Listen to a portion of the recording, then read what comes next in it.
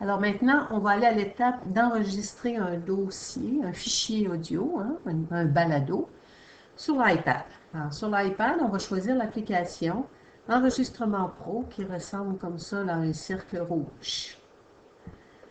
Alors, quand tu vas arriver dans l'application d'enregistrement Pro, ça va ressembler à ça un petit peu. Première chose, on clique sur le bouton Enregistrer, on choisit MP3 et on enregistre.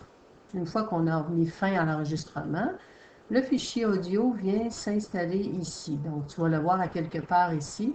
Observez bien le temps que dure ton balado, comme ça va te guider sur lequel choisir. Alors, tu vas cliquer sur celui que tu viens d'enregistrer et tu vas lui donner un nom, tout simplement. Ensuite, on va aller cliquer ici sur Exporter, le petit bouton bleu Exporter, et on va choisir Enregistrer dans la pellicule. La pellicule, c'est la bibliothèque du iPad. Alors, ton fichier audio est rendu là. On va aller maintenant sur le site Internet. Donc, tu connais déjà la façon d'avoir accès au site Internet. Et on va choisir la petite icône ici. Si tu te souviens bien, on avait dit qu'il s'appelait Écrire un nouvel article. On va cliquer ici sur un nouvel article. Alors, on est toujours dans l'espace privé. Donc, ici, on va écrire le titre de notre article. On peut même écrire le nom de l'élève. À ce moment-là, c'est le nom de l'élève qui a enregistré sa voix sur le fichier. Ensuite, on va choisir la bonne rubrique. C'est important. Première année, deuxième, 3 et 4, etc. Ensuite, alors ici, on va ajouter notre fichier audio. Je sais que c'est écrit image, mais nous, c'est un document. On va le considérer comme un document. Première chose à faire, cliquez sur Parcourir. On va te donner un choix. On va choisir Existant.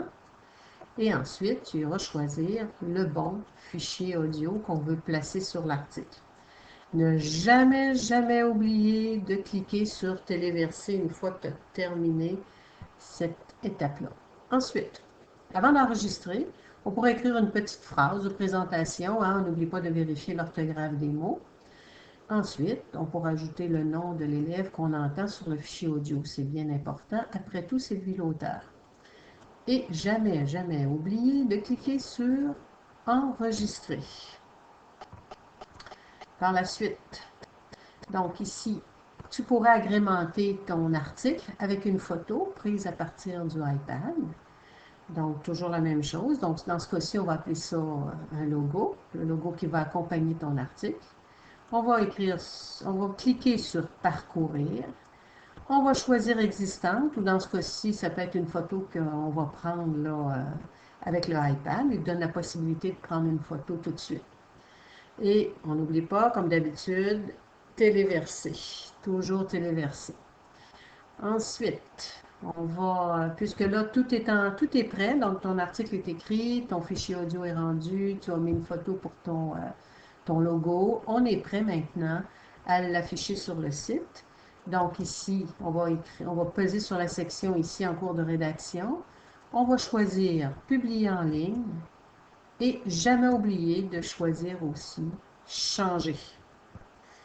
Alors voilà, c'est pas plus compliqué que ça. Maintenant, à toi de tenter l'expérience et d'activer toi aussi un article intéressant qui présentera un fichier audio. Si tu as des questions, n'hésite pas à me les poser.